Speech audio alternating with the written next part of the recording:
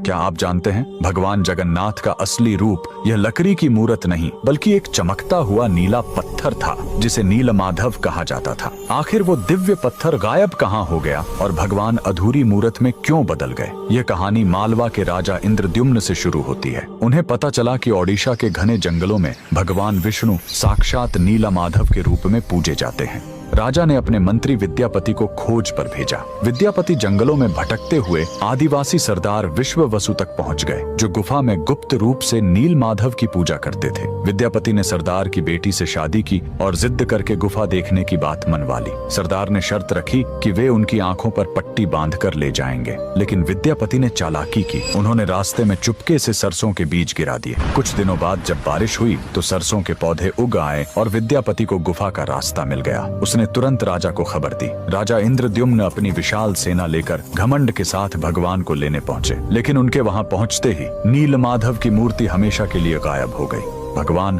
अपने भक्त विश्ववसु के साथ हुए धोखे और राजा के घमंड से नाराज थे। राजा ने रोकर माफी मांगी और अन्न जल त्याग दिया। तब आकाशवाणी हुई, मैं अब उस पत्थर के रूप में नहीं मिलूंगा, अब मैं समुद्र तट पर एक लकड़ी के लट्ठे के रूप में आऊंगा। कुछ समय बाद पुरी के समुद्र तट पर एक विशाल अद्भुत लकड़ी का लट्ठा तैरता हुआ आया। राजा समझ गए कि यही भगवान का नया रूप है। उन्होंने तुरंत आदेश दिया कि इस पवित्र लकड़ी से भगवान की मूर्ति बनाई जाए, लेकिन समस्या यह हुई कि वह कोई साधारण लकड़ी नहीं थी। जैसे ही राज्य के बड़े बड़े कारीगर उस पर छेनी हथौड़ा चलाते, उनके औजार ही टूटकर बिखर जाते। उस दिव्य लकड़ी पर खरोंच तक नहीं आ रही थी। तब स्वयं भगवान विश्वकर्मा एक बूढ़े शिल्पकार के रूप में आए। उन्होंने कहा, मैं इससे मूर्ति बनाऊंगा, लेकिन मेरी एक शर्त है, 21 दिनों तक कमरा बंद रहेगा। अगर बीच में दरवाजा खुला तो मैं काम छोड़कर चला जाऊंगा। राजा मान गए। 15 दिनों तक अंदर से छेनी चलने की आवाज आती रही, लेकिन फिर सब एकदम शांत हो गया।